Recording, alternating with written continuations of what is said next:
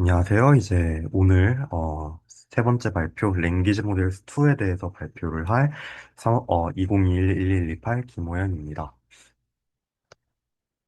먼저 지난번에 이야기를 했던 버트와 GPT는 LLM의 이제 확실히 혁신적이었죠. 근데 연구자들이 이제 여기서 멈추는 게 아니라 어떻게 하면 더 효율적으로 만들 수 있을까? 어떻게 하면 사전학습을 개선할 수 있을까?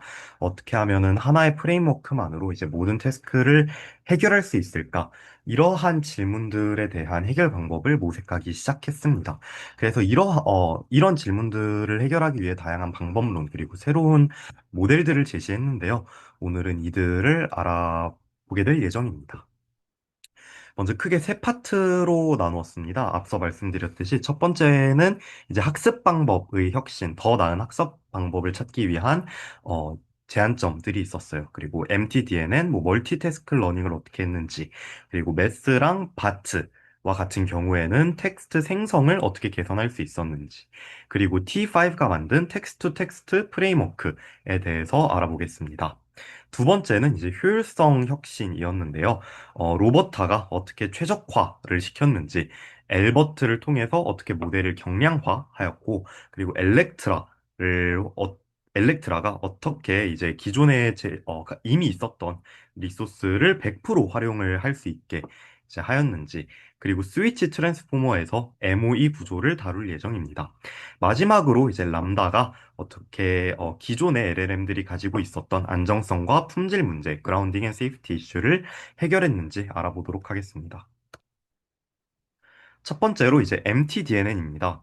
MTDNN은 멀티태스크 멀티태스크 러닝을 발전시킨 모델이에요. 그래서 핵심 아이디어는 이제 버트와 MLM이랑 버트는 이제 LMM과 NSP 딱 이렇게 두 개만을 사용을 했었는데요. 이제 이렇게 하는 게 아니라 더 많은 태스크를 동시에 학습할 수 있다면 어떨까라는 질문으로 시작한 방법론입니다. 자, 이제 음악으로 비유를 해볼게요. 그래서 학생 A 같은 경우에는 클래식 피아노를 연주하는 방법만 이제 배웁니다. 대신 이걸 엄청 마스터를 하는 방식으로 진행이 되고, 학생 B 같은 경우에는 뭐 클래식도 하고, 재즈도 하고, 임프로바이제이션도 하고, 뭐 작곡도 하고, 편곡도 하고, 이렇게 다양한 방법에서 이제 멀티태스킹을 하는 거를 배우게 됐는데요.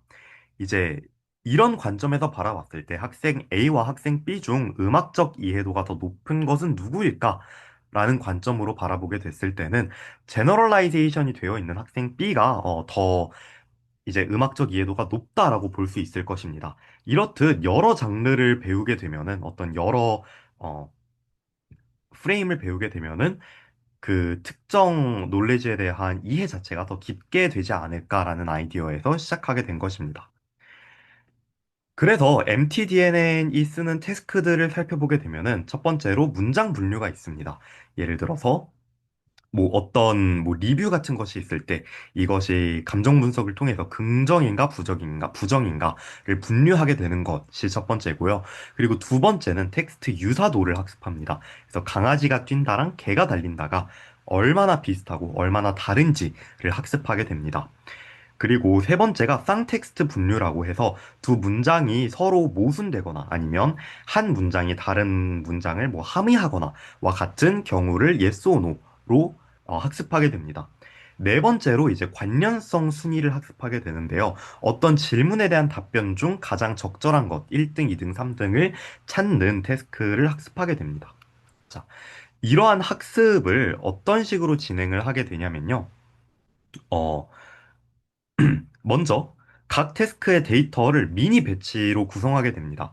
그리고 매번 학습할 때마다 태스크를 랜덤하게 하나를 골라서 세 번째로 그 태스크의 로스를 학습하고 그리고 네 번째로 오차를 역전파합니다. 이제 쉽게 말하면 매일 다른 이 앞에서 보여드렸던 네 개의 태스크를 종류별로 이제 매번 다르게 학습하게 되는 것인데요. 뭐 운동으로 이야기를 하자면 저희가 어느 날은 상체를 하고 어느 날은 하체를 하고 이렇듯이 매일 다른 태스크를 수행을 하게 되는 겁니다. 자, 이러한 학습 방식이 더 좋을 때는 이제 데이터가 적을 때 훨씬 더 좋게 돼요. 왜냐하면 이제 그 데이터의 수가 적을 때, 적은 수의 데이터를 다양한 방식으로 학습하게 되기 때문에, 어, 이제 특정 과업에 대한 이해를 조금 더 확실하게 할 수 있고, 또 여러 태스크를 하다 보니까 한 태스크에만 과적합되는 것을 방지할 수 있습니다. 실제로 이제 소규모 데이터셋에 대해서는 버트보다 1.5에서 2배 정도 성능이 더 좋은 것을 확인할 수 있었습니다. 그 다음으로는 메스와 바트인데요. 메스와 바트는 텍스트 생성의 어떤 혁신을 가져온 모델들입니다. 먼저 어떤 그 기존의 버트에서 어떤 문제가 있었는지를 알아보겠습니다. 버트는 그 GPT와 다르게 이해를 하는 데는 훨씬 좋은 모델이었지만 생성 능력은 떨어지는 모델이었습니다. 왜냐하면 인코더만 있었으니까요. 반면 이제 GPT는 생성은 잘하는데 어떤 양방향 문맥 이제 이 주어졌을 때 이것을 해석하는 능력은 떨어졌습니다. 왜냐하면 디코더만 있었으니까요. 그래서 이제 둘 다 잘하는 모델을 만들 수는 없을까라는 질문에서 시작을 하게 되었는데요. 자, 버트의 방식 같은 경우에는 마스킹을 해둬서 I, 마스크, 투 더 마스크 이런 식으로 이제 주어져 있고 빈칸을 맞추는 형식으로 이제 진행이 됐었습니다. GPT 같은 경우에는 I went 다음에 어떤 단어가 나오는 게 확률이 높을지를 예측하는 모델이었어요. 이제 매스 같은 경우에는 I, mask to the mask 이런 식으로 이제 빈 부분에 went와 store를 생성을 하게 됩니다. 인코더가 안 가려져 있는 부분으로 문맥을 파악하고 디코더가 가려진 부분을 생성하는 거예요. 즉, 버트의 방식과 GPT의 방식을 적절하게 혼합하여 인코더와 디코더를 모두 사용하는 이제 방식이 매스라고 생각을 하시면 됩니다. 자, 이제 이런 식으로 진행을 했을 때 매스도 얼만큼 마스킹을 하는지에 따라서 성능이 매우 달랐는데요.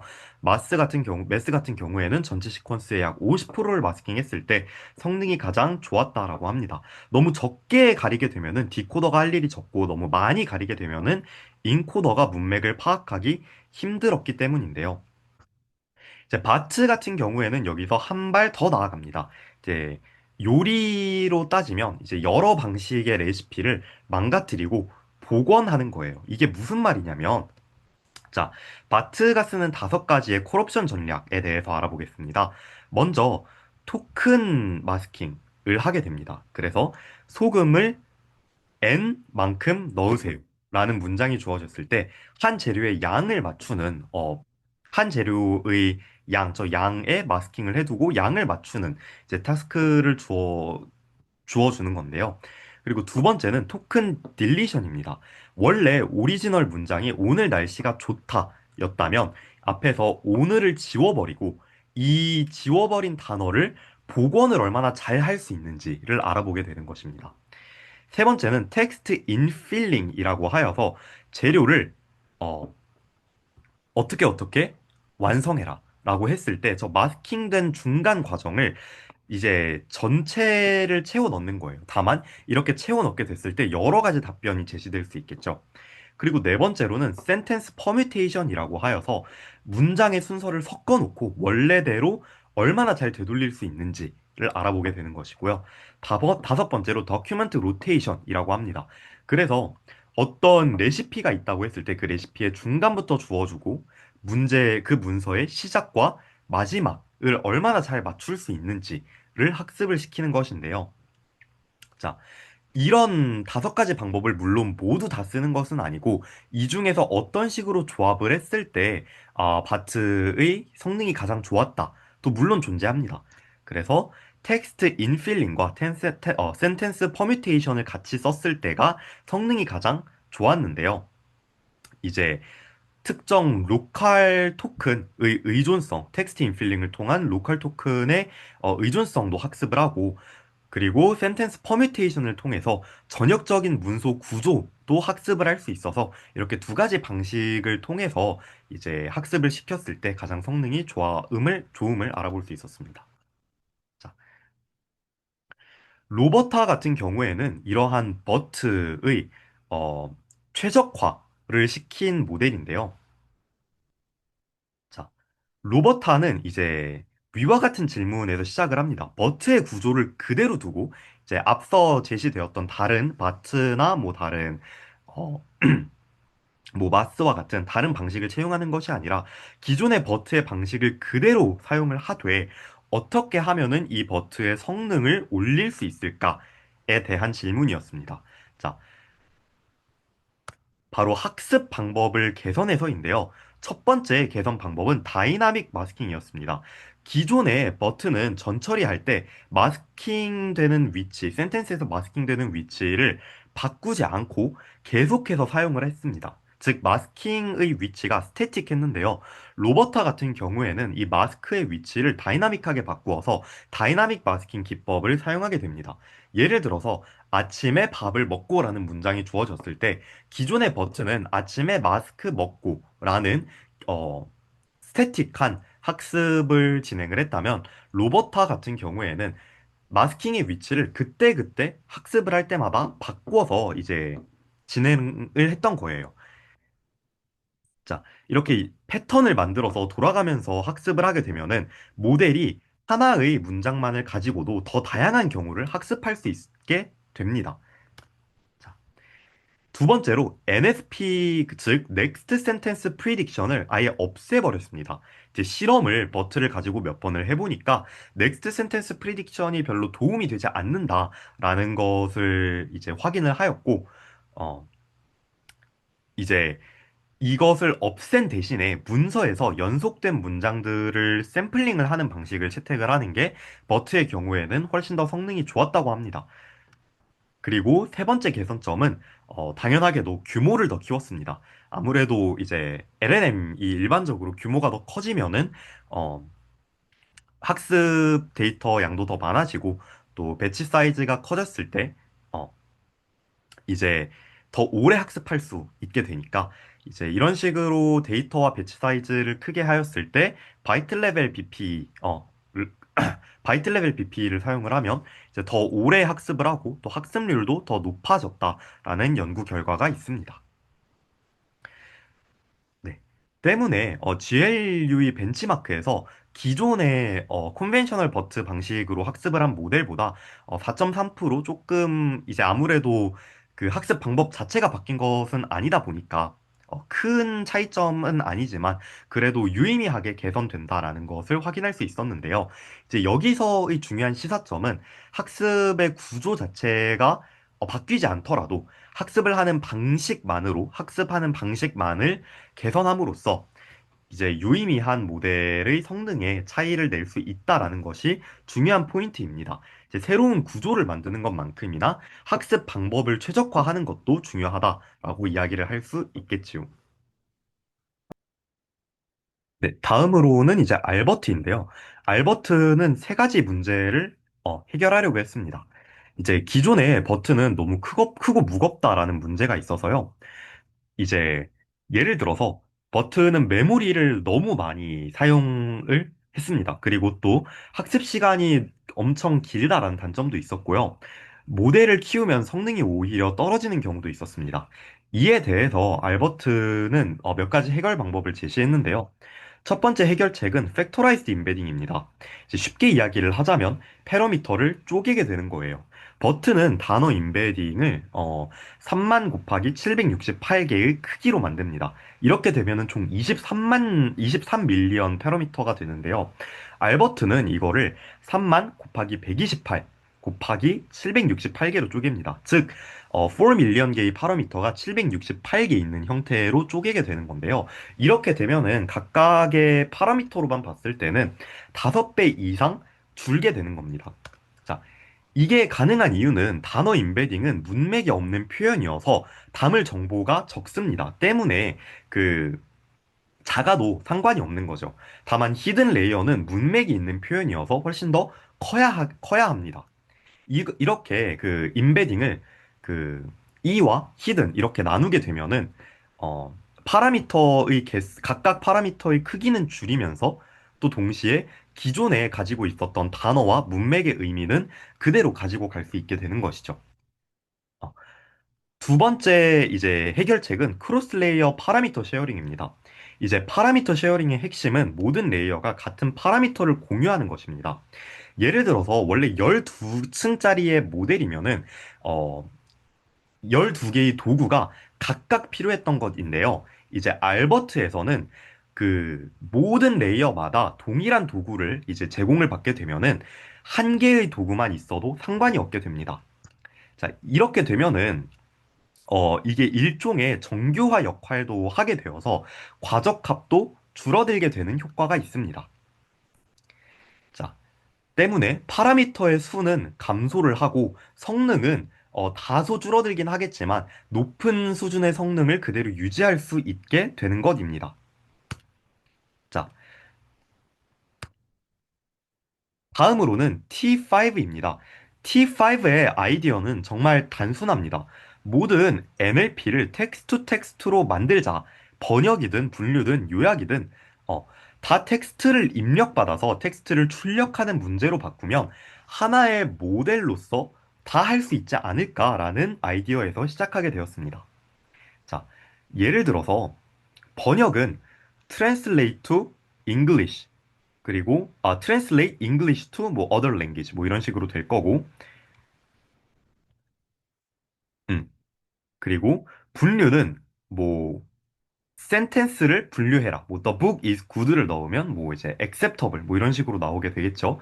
어 그리고 세 번째로는 뭐 sentence 1, 뭐 sentence 2 이런 식으로 넣어서 뭐 아, 그래서 이제 센티먼트 아날리시스가 이제 첫 번째 예시고 두 번째 예시는 Translate English to Korean 하면은 이제 안녕하세요라고 이야기를 하고 Summarize와 같은 것도 이제 긴 문서를 요약문으로 제공을 하는 것이고 이제 질문에 대한 답을 하는 것도 전부 다 텍스트 투 텍스트의 관점으로 바라보자라는 것입니다. 자, 이렇게 되면은 음. 물론 이제 센텐스와 센텐스의 유사도를 측정하는 것도 이제 텍스트 투 텍스트 문제로 바라볼 수 있게 되겠죠. 자, 어, 이러한 태스크를 진행하기 위해서 학습 데이터는 C4 데이터셋을 쓰게 되는데요. C4 같은 경우에는 콜로설, 클린, 크롤드, 코퍼스의 예시입니다. 의 줄임말입니다. 그래서 웹에서 긁어온 750기가바이트의 텍스트를 이제 뭐 배드워드를 제거하고 뭐 자바스크립트 코드를 제거하고 중복을 제거하고 영어 확률 99% 이상만 남겨서 이제 필터링을 한 데이터셋인데요. 자, 이런 식으로 이제 진행을 했을 때, 어, 이런 식으로 진행을 했을 때, 음, 이제 인코더, 디코더를 사용을 했을 때, 디코더 온리보다 훨씬 더 우수한 결과가 나타났고요. 그리고, 랭귀지 모델보다 디노이징이 효과적이었습니다.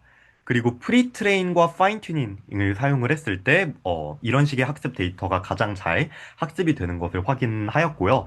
스케일이 커질수록, 물론 이제 앞에서 이야기를 하였듯이 필터링이 잘 되어야 하겠지만, 스케일이 커질수록 그리고 또 오래 학습할수록 이런 식의 T4 T5 아키텍처가 이제 좋은 결과를 내었습니다. 음. 자, 그리고 마지막으로 이제 엘렉트라인데요. 엘렉트라 같은 경우에는 이런 관찰에서 시작을 합니다. MLM은 비효율적이다. 버트의 마스크드 랭귀지 모델은 15%만 마스킹을 하고 나머지 85%는 그냥 다 지나가게 되는데요. 이렇게 되면은 그 데이터셋의 15%만을 학습 신호로 사용을 하게 된다라고 생각을 했던 거예요. 그래서 엘렉트라는 같은 데이터를 가지고 있더라도 100%를 다 쓸 수는 없을까라는 질문에서 시작을 하게 됐습니다. 그래서 이에 대한 답으로 엘렉트라는 리플레이스드 토큰 디텍션을 사용을 하게 됐는데요. 뭐 기존의 MLM이 15%만 검은색으로 칠하고 검은 부분을 학습을 했다면 엘렉트라는 이제 아예 잘못된 데이터를 섞어서 모든 지폐, 모든 데이터에 대해서 판별법을 이제 익히게 되는 거예요. 자, 이렇게 되면은 엘렉트라는 두 개의 모델을 사용하게 되는데요. 제너레이터는 작은 모델로 그럴듯한 가짜 토큰을 만들게 됩니다. 디스크리미네이터는 큰 모델로 각 토큰이 진짜인지 가짜인지 판별을 합니다. 이렇게 하면은 모든 토큰 데이터에 대해서 이것이 진짜인지 가짜인지를 판단하는 방식으로 학습의 방식이 바뀌기 때문에 모든 토큰이 유의미한 학습을 제공하게 되는 거예요. 자, 예를 들어서 원래 문장이 나는 오늘 도서관에 갔다 라고 하면은 제너레이터에게 나는 오늘 이렇게 서점에 갔다. 마스크를 제공하는 것이 아니라 중간에 있는 단어를 바꿔서 서점에 갔다라고 그럴듯한 문장을 제공하게 되는 거예요. 이렇게 되면은 디스크리미네이터는 이 문장 전체에 대해서 그 각 토큰, 나는 오늘 서점에 갔다. 각 단어에 대해서 어떤 것이 true고 어떤 것이 false인지 어떤 것이 진짜고 가짜인지를 맞추게 되는 거예요. 이런 식으로 모든 데이터의 그 모든 문장의 모든 토큰에 대해서 학습을 진행하게 되는데요. 음, 이런 식으로 이제 하게 되었을 때, 이런 식으로 하게 되었을 때 효율성이 엄청 올라가는 것을 확인할 수 있습니다. 작은 모델 같은 경우에는 GPU 한 개로 4일을 돌려서 30배 더 오래 학습한 GPT를 이길 수 있는 모습을 보여줬고요. 라지 모델 같은 경우에는 로버타 수준의 성능을 보였습니다. 단지 학습 시간이 4분의 1밖에 들지 않았던 거예요. 비슷한 성능을 내는데. 자, 때문에 모든 토큰에서 학습을 하면은 같은 시간에 그 모델을 학습시켰을 때 훨씬 더 많이 배울 수 있는 것을 확인할 수 있었습니다. 학습 효율이 6.7배 정도 증가를 하게 되는 것이죠. 자, 그리고 이제 스위치 트랜스포머에 대해서 알아볼 예정인데요. 스위치 트랜스포머는 믹스처 오브 엑스퍼츠를 사용하게 됩니다. 쉽게 이야기를 하자면 전문가를 여러 명을 두는 거예요.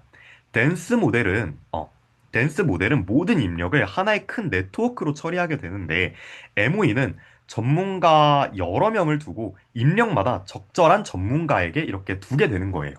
예를 들어서 일반 병원 같은 경우에는 모든 환자를 같은 의사가 진료를 하게 되는데 전문의 병원이나 대형 병원을 보면은 의사 여러 명을 두고 접수처에서 이제 환자들을 분류해서 적절한 엑스퍼트한테 이렇게 보내게 되잖아요. MOE의 기본 개념도 이러한 시스템과 완벽하게 유사합니다. 음. 자, 이제 이렇게 하게 되면은 그 각 토큰을 한 명의 전문가에게만 보내기 때문에 그 계산도 훨씬 더 적고 메모리도 훨씬 덜 쓰고 커뮤니케이션 코스트도 훨씬 더 작게 되는 거예요. 자, 예를 들어서 어떤 그 작동 방식을 조금 더 자세하게 살펴보게 되면은 이제 일반 토큰 이렇게 주어지고 어 일반 트랜스포머의 경우에는 하나의 큰 FFNN에 대해서 이제 출력 값을 이제 제시를 하게 되는데요. 이제 이 해당 방식을 사용하게 되면은 첫 번째 토큰 같은 경우에는 라우터를 거쳐서 이 토큰에 관련된 엑스퍼트로 보내게 되고 이 엑스퍼트 모듈이 출력을 만들게 됩니다. 마찬가지로 다른 토큰의 경우에는 다른 엑스퍼트에게 이렇게 보내져서 다른 출력 값을 가지게 되겠죠. 음. 다만 이제 이러한 방식도 문제가 분명 있습니다. 이제 모든 환자가 이제 최고의 의사에게만 가려고 하거나 아니면은 어떤 이제 뭐 예를 들어 병이 유행한다고 했을 때 순환기 내과 의사한테 이제 태스크가 몰리게 되는 것처럼 그 특정 전문 모델에게만 태스크가 몰릴 수 있다라는 문제가 분명 존재해요. 그래서 이거를 방지하려고 auxiliary loss라는 이제 방법을 쓰게 되는데요. 이게 일종의 손실 함수입니다. 손실 함수. 그래서 다소 이게 덜 전문적인 모듈이더라도 어느 정도의 auxiliary loss 조건이 충족되게 되면은 이제 다른 모듈로 이제 이 그 토큰을 해결해라라고 자동으로 라우터가 보내게 되는 것입니다. 때문에 각 전문가가 처리할 수 있는 최대 토큰 수를 정해두고 이게 만약에 넘치게 되면은 다른 전문 모듈한테 보내거나 건너뛰게 되는 거예요. 이렇게 해서 특정 전문가가 너무 많은 일을 하게 되는 것을 막게 됩니다. 이렇게 하면은 이제 같은 학습 시간에 훨씬 더 좋은 성능을 낼 수도 있고, 더 적은 계산으로 같은 성능을 낼 수도 있고, 이제 각 모듈별로 이제 특정 태스크에 최적화되어 있기 때문에 필요한 부분만 활성화하는 방식으로 리소스 알로케이션을 조절할 수도 있게 됩니다. 음. 자, 다음으로는 람다인데요. 람다 같은 경우에는 앞서 이야기했던 것과는 조금 다른 차원의 문제를 다루게 됩니다. 모델이 커지면 사실 성능은 좋아지게 되는데, 새로운 문제가 생기게 돼요. 예를 들어서 뭐 할루시네이션이라든지 그럴듯한 사실이 아닌 답변을 LLM이 환각 형상으로 이야기를 하게 되는 것이죠. 그리고 유해하거나 아니면 바이어스한 출력을 내는 경우가 있었죠. 음. 자, hallucination 같은 경우에는 뭐 plausible but incorrect한 답변을 내놓는 것이고, 이제 safety issue 같은 경우에는 이제 비도덕적인 질문에 대해서도 답변을 하게 되는 문제가 발생하는 것인데요. 자, 이에 대해서 람다는 이러한 문제들을 해결하기 위해서 두 가지 방법을 사용하게 됩니다. 첫 번째는 이제 그라운드니스인데요. 그라운드니스는 어, 이 답변이 근거가 있는지를 확인을 합니다. 예를 들어서 응답이 권위 있는 출처로 뒷받침이 되는지 아니면 내가 생성한 답변이 어떤 검증 가능한 소스로 뒷받침될 수 있는지를 확인하게 되는 건데요. 이제 예를 들어서 어떤 출력 값에 대해서 물론 말은 네 다리가 있어요라는 것이 사실이지만 이것은 출처가 불필요한 일종의 답변이죠. 이제 람다에서 다루는 것들은 2023년 한국의 GDP는 1.4% 성장했습니다와 같이 이제 명확한 출처가 제시될 수 있는 답변에 대해서만 이제 다시 한번 학습을 하게 되는데요. 이제 이러한 데이터 같은 경우에는 출처, 뭐가 예를 들어 뭐 한국은행과 같이 명확하게 제시될 수 있죠. 때문에 얘는 그라운드니스 관점에서 타당한 거예요. 자, 그리고 두 번째 해결책으로는 세이프티 파인 튜닝이 있습니다. 이 세이프티 파인 튜닝 같은 경우에는 어, 애초에 그 학습을 할 때, 데이터를 학습을 하고 답변을 만들 때, 일종의 가이드라인을 LLM한테 제시를 하자라는 관점이에요. 그래서 구글의 AI 프린시플을 기반으로 해서 안전한 가이드라인을 수립을 하고, 그 다음에 크라우드 워커 평가, 이게 즉 사람이 LLM이 주는 답변을 적절한지 아닌지를 이렇게 안정성을 평단을 내린 것이고, 그리고 이를 통해서 위험한 답변을 필터링하는 일종의 스레시홀드를 만들게 됩니다. 이런 식으로 이제 세이프티와 그 할루시네이션 문제를 해결을 하는 것이 람다라고 볼 수 있습니다. 그리고 세 번째로는 리트리벌 시스템인데요. 리트리버 같은 경우에는 사실 최근에 저희가 GPT를 사용하게 되면은 얘가 자동으로 이제 실시간으로 웹에 검색을 해서 자신이 낼 답변을 찾아오잖아요. 이게 리트리벌 시스템입니다. 음.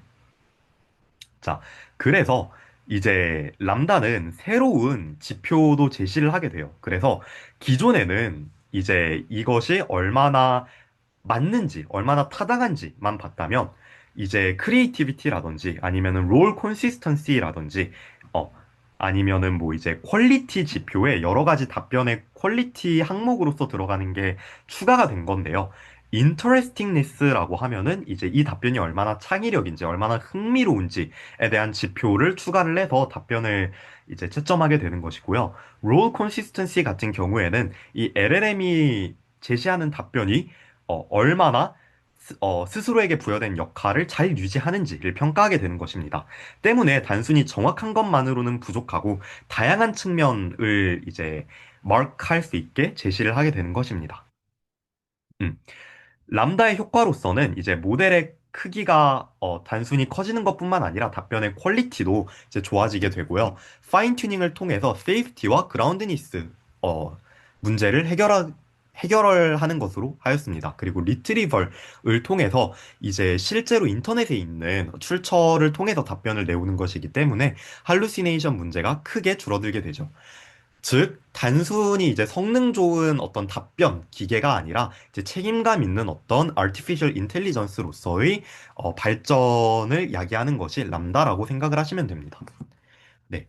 마지막으로 정리를 하자면 이제 효율적인 측면에서 봤을 때 로버타는 학습 방법을 다이나믹 마스킹 및 대량 데이터를 통해서 최적화를 하였습니다.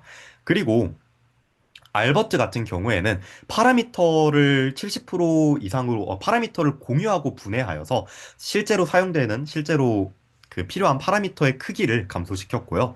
엘렉트라 같은 경우에는 같은 양의 데이터셋이 주어지더라도 100% 이제 토큰을 활용을 함으로써 학습 효율을 이제 유의미하게 엄청 크게 증가를 시켰습니다.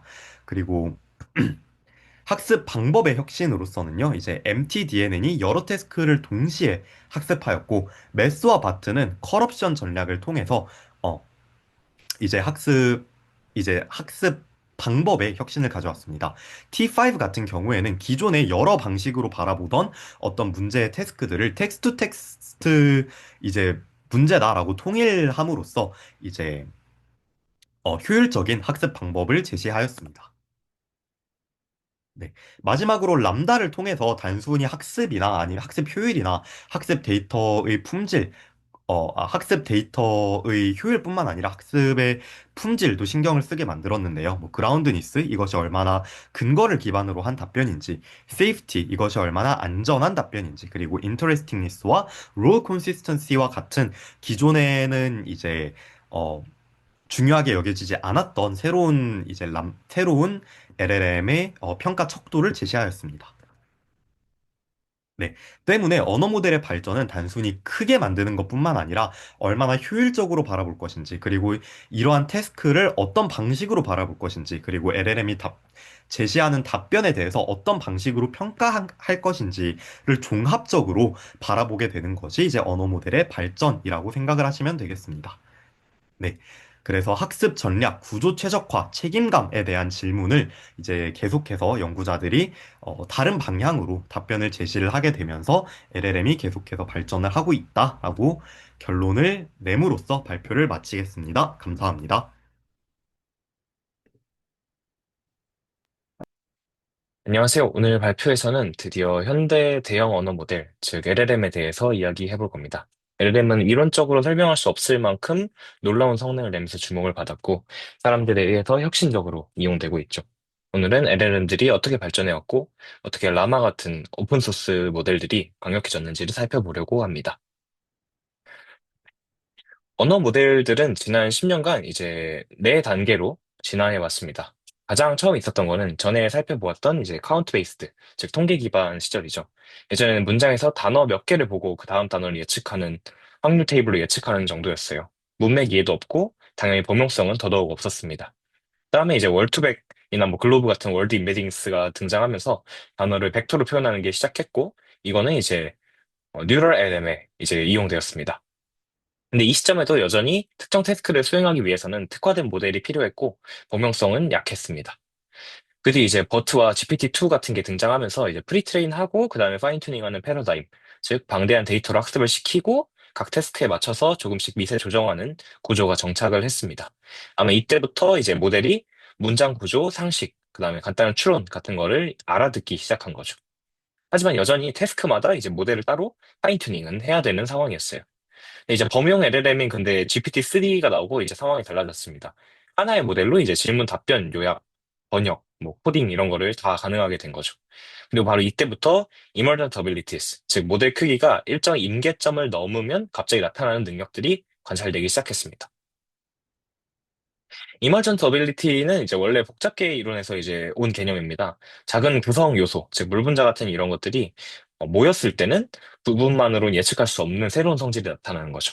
예를 들어 물 한 분자는 뭐 흐른다거나 결정 구조를 갖는다거나 이런 성질이 없는데 이제 많이 모여가지고 얼음 결정을 이루게 되면 새로운 성질이 생기는 것 같은 느낌입니다. LLM에서도 이제 비슷한 성질이 벌어져서 이제 이머전트 어빌리티라는 말을 붙이게 되었습니다. GPT-2는 못하는 걸 이제 GPT-3는 할 수 있게 된 거죠. 이 사례는 성능이 이제 선형적으로 늘어나는 게 아니라 스케일을 올림에 따라서 어느 순간 능력이 갑자기 튀어오르는 형태를 보이게 된 겁니다. 대표적인 이머전트 어빌리티 종류로는 이렇게 보이는 세 가지 정도가 있는데 하나씩 이제 살펴보도록 하겠습니다. 처음 나오는 건 이제 In Context Learning입니다. 이제 줄여서 ICL은 한마디로 표현하면 이제 학습 없이 이제 학습하는 그런 능력입니다. 말에서도 알 수 있다시피 프롬프트 안에 이제 몇 가지 예시를 넣어주면은 그걸 바탕으로 이제 패턴을 즉석에서 따라하는 거죠. 이렇게 이제 예시에서 볼 수 있듯이 번역한 거를 이제 인스트럭션을 주고 몇 가지 샘플을 주면 이제 아웃풋을 인풋을 맞춰서 이제 뽑아내는 그런 느낌입니다. 여기서 이제 아무런 파인 튜닝 없이 진행된다는 게 중요하고 다음에 이제 숫자 규칙 같은 예시를 보면은 인스트럭션 없이도 이런 걸 가능하게 한다는 걸 알 수 있습니다. 그래서 이제 중요한 건 이제 패턴 압축 능력이 생긴다는 것이 중요한 점입니다. 그래서 맨 뒤에 있는 센티먼트 분석 같은 경우에는 이제 심지어 샘플이 하나밖에 없는데도 어느 정도 잘 수행하는 예시를 볼 수 있습니다.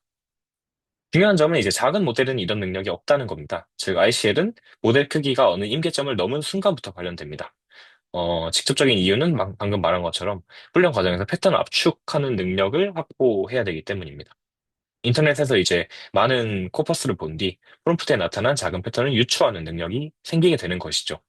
즉, 모델이 이제 통계적 압축기가 되고 프롬프트는 이제 그거를 뭐 접근하는 쿼리 역할을 한다라고도 볼 수 있겠습니다. 두 번째는 이제 instruction following인데요. ICL이 이제 예시를 기반으로 학습하는 거였다면, 학습이 아니라 추론하는 거였다면, instruction following은 설명을 기반으로, 인스트럭션을 기반으로 문제를 해결하는 겁니다. 즉, 모델이 자연어로 된 인스트럭션을만 읽고 그에 맞는 행동을 하는 거죠. 예를 들어 여기 있는 예시처럼 스타일 변환, 이렇게 문장을 바꿔주세요 하면 인스트럭션만 줘도 이렇게 해주고, 요약도 인스트럭션만으로 해주고, 이런 느낌입니다. 이제 인스트럭션 팔로잉은 원래는 이제 태스크에 맞춰가지고 별도로 파인 튜닝 해야 되는 능력이었어요. 근데 GPT-3는 어느 순간 아무런 튜닝 없이도 인스트럭션만 가지고 수행을 하게 된 거죠. 이를 통해 모델이 자연어 설명을 읽고 이거를 이제 해석해서 행동을 생성하는, 살짝 메타 러닝이라는 단어를 쓸 수도 있을 것 같습니다. 프롬프트가 이제 자연어를 이제 프로그래밍하는 역할을 한다고도 볼 수 있을 것 같아요. 이제 모델은 중요한 거는 인스트럭션 가지고 제로샷도 할 수 있게 되는 겁니다. 수업 시간에 이제 쓰인 자료에서는 인스트럭션 튜닝 이후에 뭐 이 능력이 생겼다고 했는데 사실 이거는 이 이머전트 어빌리티 부분에서 적합한 설명은 좀 아닌 것 같아요. 인스트럭션 팔로잉은 이제 LLM에서 파인 튜닝 없이도 등장하는 능력이고 이제 뒤에 설명한 인스트럭션 튜닝은 이 팔로잉 능력을 끌어올리는 튜닝에 해당한다고 보시면 될 것 같습니다. 세 번째 건 이제 스텝 바이 스텝 싱킹, 이제 체인 오브 사우트라고 많이 부르는 능력입니다. 이건 모델이 이제 생각의 흐름 과정을 텍스트로 드러나면서 사고하라고 지시를 할 때 이제 정답률이 능력이 크게 향상되는 현상입니다. 이런 식으로 이제 산수 문제를 풀 때도 요 빨간색으로 써 있는 생각 과정을 단계별로 설명해줘라는 이제 지시를 추가적으로 인스트럭션에 포함을 하면 이렇게 풀이 과정을 쓰면서 할 때 정답률이 올라가는 현상입니다. 어, 이게 별거 아닌 것처럼 보이지만 이제 작은 모델들은 이런 단계적 논리 설명을 거의 하지 못하는 게 중요합니다. 어, 네. 이렇게 이것 때문에 이제 COT, 즉 체인 오브 사우트는 LLM 연구에서 되게 중요한 트릭이 되었고 오늘날에도 대부분 대형 모델에서 잘 활용이 되고 있습니다. 네. 이 세 가지 이제 능력의 공통점은 다음과 같습니다. 작은 모델에는 없고요, 당연히. 그다음에 훈련량이 모델 크기나 훈련량이 임계치를 넘으면 갑자기 생기는 거죠. 그다음에 파인튜닝 없이도 나타나는 모델 자체의 능력이라고 보면 될 것 같습니다. 이제 프롬프트를 하나의 프로그램처럼 이제 해석하는 능력에 기반한다고 볼 수도 있을 것 같고요. 네. LLM이 이제 드디어 단순한 언어 모델을 넘어서 자연어 기반 인터페이스로 진화했다고 볼 수도 있을 것 같습니다. 네. 앞에서는 이제 LLM이 커지면서 왜 갑자기 새로운 능력이 나타나는지, 어떻게 범용 언어 모델이 되었는지를 얘기했다면은, 이제 질문이 하나 생깁니다. 이렇게 강력한 LLM을 꼭 거대한 모델로만 만들 수 있을까? 작고 효율적인 모델로 성능을 내보자. 라는 이제 생각이 생긴 거죠. 오늘 다룰 이제 라마는 바로 이 질문에 답하는 모델입니다. 라마가 등장하기 이전에 있던 GPT-3는 거대함이 곧 성능이라는 흐름을 만들었어요. 얘는 이제 175 빌리언 파라미터라는 압도적인 크기로 사람들이 충분히 큰 모델은 알아서 똑똑해지는구나 라고 믿게 만들었죠. 근데 이런 문제가 있었습니다. 일단 너무 큽니다. 그래서 이제 연구 개발 비용이 극단적으로 높고요. 그것 때문에 이제 대학 연구실이나 뭐 작은 기업, 개인 같은 경우에는 당연히 실험조차 할 수 없었습니다. 그다음에 추론 비용이 비쌉니다. 이제 모델은 이제 한 1,000번 호출하는 게 아니라 수백만 번, 뭐 수십억 번 막 호출하게 될 텐데 그래야 실제 제품인데 이때 인퍼런스, 추론하는 코스트가 파라미터 수에 비례해서 커진다는 게 문제죠. 그다음에 연구 투명성도 이제 부족해서 공개되지 않아서 이제 독점 모델이 됐고 얘가 이제 기술 개발 전 세계적인 페이스를 조금 다운시키는 데 기여했다고 볼 수도 있겠습니다. 이런 상황에서 이제 메타는 반대로 가는 전략을 취합니다. 즉 이제 거대한 모델을 만들지 않고 작은 모델로 이겨보겠다라는 것이죠. 네. 라마는 이제 여기 나오는 친칠라 연구의 이제 실전 구현체라고도 볼 수 있을 것 같은데요. 여기 나오는 그래프에서 이제 가로축은 학습 데이터 수이고 세로축이 이제 모델의 파라미터 수입니다. 이제 검은색 점선이 이제 기존 라지 모델에서 쓰였던 이제 파라미터랑 학습 데이터 이 수 비율 곡선 직선이라면 이제 아래에 있는 이제 색깔로 된 직선들이 이제 논문에서 새로 제시한 최적 비율입니다. 이게 두 직선 간의 비율 큰 차이가 없어 보이더라도 지금 이 스케일 자체가 그래프 스케일 자체가 로그로 돼 있기 때문에 엄청나게 큰 차이입니다. 요약하자면 결과를 요약하자면 기존 모델들은 이제 학습 데이터에 비해서 파라미터 수가 과도하게 크다는 거죠. 제한된 사전 학습 비용 내에서 이제 비용 내라면은 이렇게 많은 파라미터를 다 학습시킬 수가 없어서 언트레인드 모델이 되고 말 겁니다. 그래서 이제 친칠라가 제한된 사전 학습 예산 내에서 제시하는 것은 크기만 늘리지 말고 더 많이 알맞은 양으로 학습시키자라는 것입니다. 따라서 이제 주어진 연상량 안에서 가장 좋은 모델은 딱 크기에 맞는 학습 데이터를 먹인 모델이라는 거죠. 이걸 컴퓨터 옵티멀 스케일링이라고 부르고요. 예시를 하나 들어가지고 이제 A 학생과 B 학생이 있는데 A 학생은 IQ 140으로 이제 머리가 좋아요. B 학생은 100 정도 됩니다. 근데 이제 시험 공부를 한 양이 이제 공부를 하루하고 30일 하는 차이가 나요.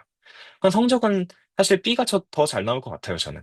왜냐면은 이 시험에 대해서는 공부 양이 높은 게 사실 더 중요하기 때문이죠. GPT-3는 이제 A에 가깝습니다.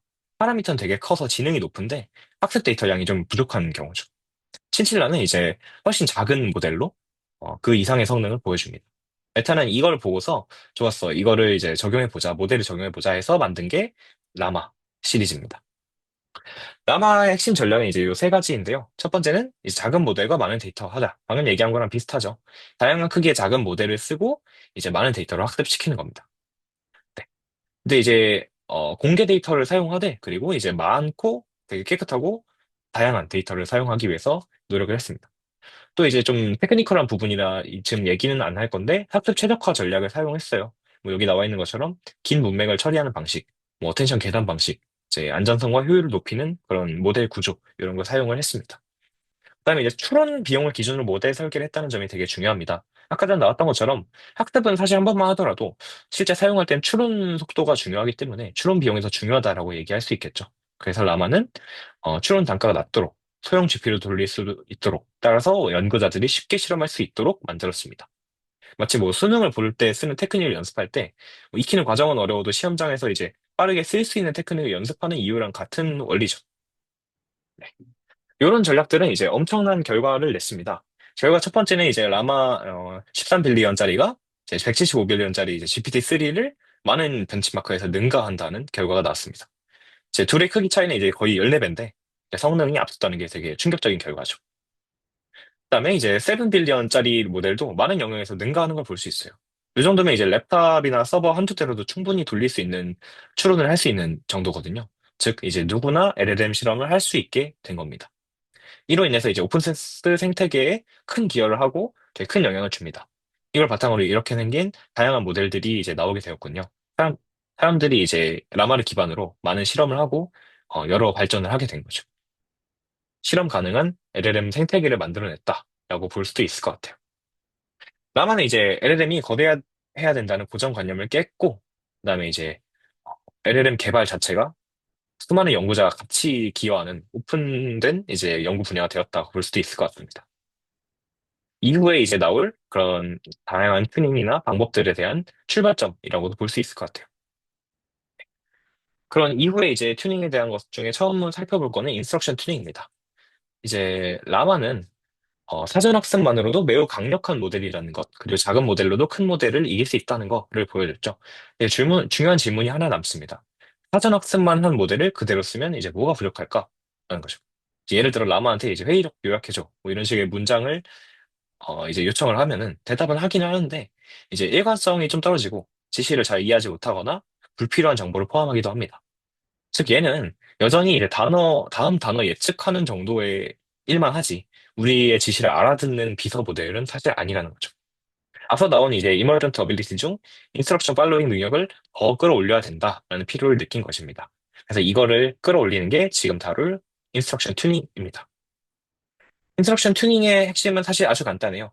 인스트럭션 인풋 아웃풋 이렇게 된 이제 데이터를 주고 즉 인스트럭션을 주고 그에 맞는 아웃풋 정답을 줘서 이제 그걸로 튜닝을 하는 거죠. 사람이 아이한테 이제 새로운 일을 가르칠 때처럼 뭐 이땐 이렇게 해. 요거를 이제 예시를 반복해서 보여주는 겁니다. 예를 들어 여기 있는 것처럼 인스트럭션과 인풋을 주면 그에 맞는 올바른 아웃풋을 주고서 이 데이터로 이제 학습을 시키는 거죠. 오른쪽에 있는 예시도 마찬가지입니다.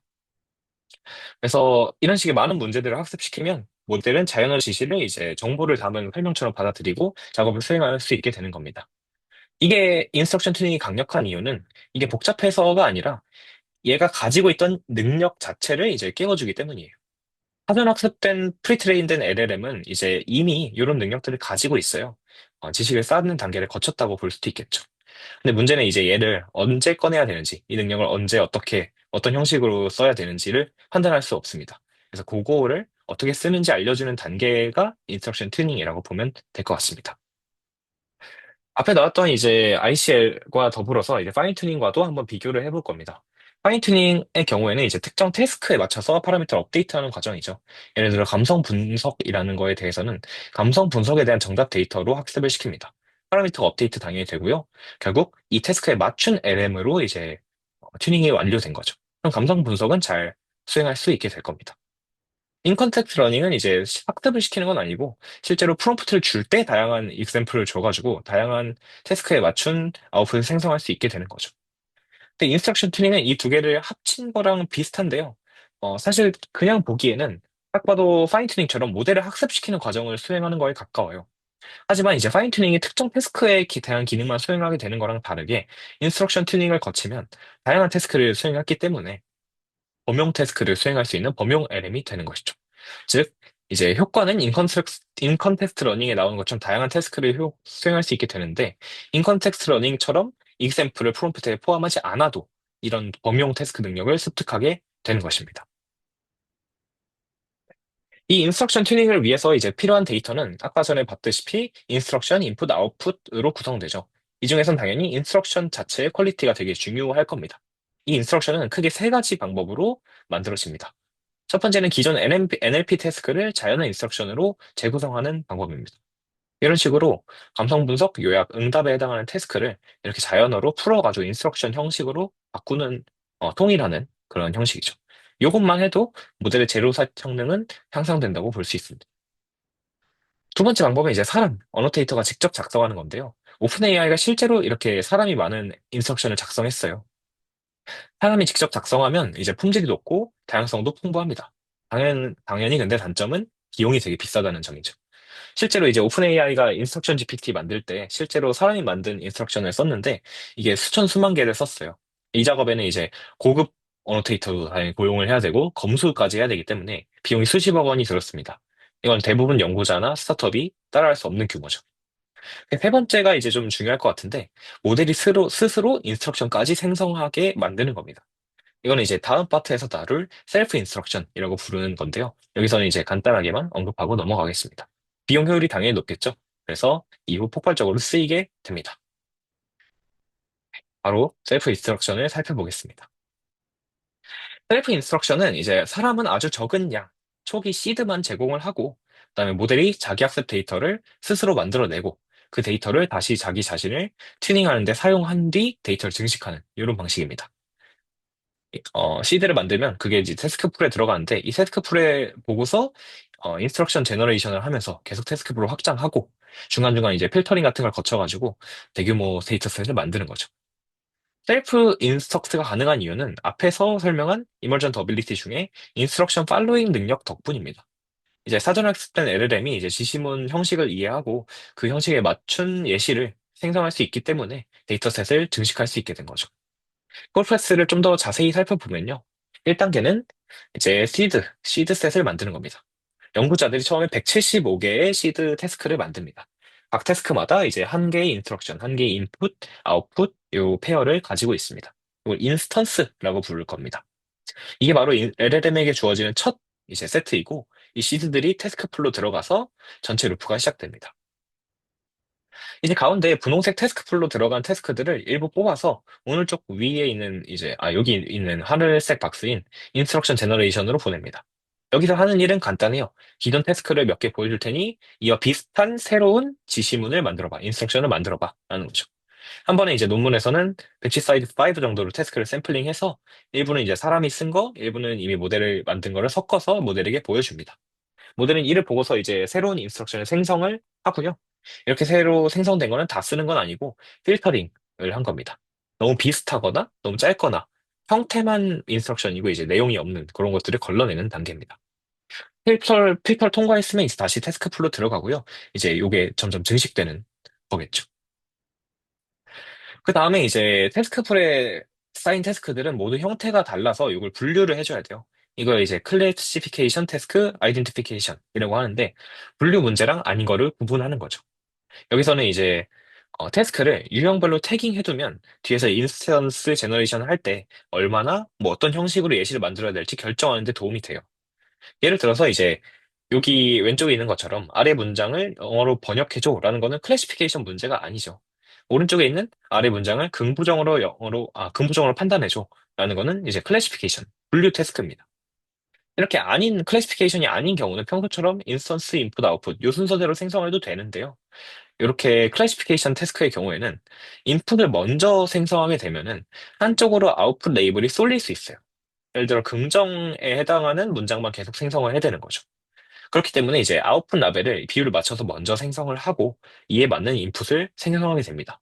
아웃풋 퍼스트라고 이 방법을 말할 수도 있겠죠. 네. 이렇게 생성된 인스턴스는 그들 역시 그대로 쓰지 않고 인스턴스 포스트 프로세싱, 필터링 뭐 이런 걸 거치게 됩니다. 그리고 최종적으로 남은 인스턴스들이 다시 태스크 풀로 들어가고 이제 태스크 풀 안에는 사람이 만든 시드와 모델이 만든 인스트럭션 그리고 인스턴스가 풍부하게 쌓이게 되는 거죠. 이렇게 루프를 돌면서 처음에 175개로 시작한 시드 셋이 수만 개 수준의 이제 다양한 데이터 셋으로 커지게 되는 거죠. 5단계로 이제 생성된 걸 가지고 모델을 튜닝하게 됩니다. 슈퍼바이즈드 파인 튜닝, SFT를 수행하게 되는 거죠. 예시들을 보여주면서 지도 학습을 돌리는 겁니다. 그 결과 이제 사람의 수작업 없이도 일반적인 인스트럭션 모델 수준의 지시 이해 능력을 가진 모델이 완성됩니다. 그 다음에 볼 건 이제 알파카인데 얘가 이제 셀프 인스트럭트를 라마에다 적용한 거예요. 여기서 중요할 점은 이제 적은 인스트럭션 데이터와 작은 모델로 챗GPT 초기 버전에 거의 상당히 유사한 대화 품질을 만들어냈다는 점입니다.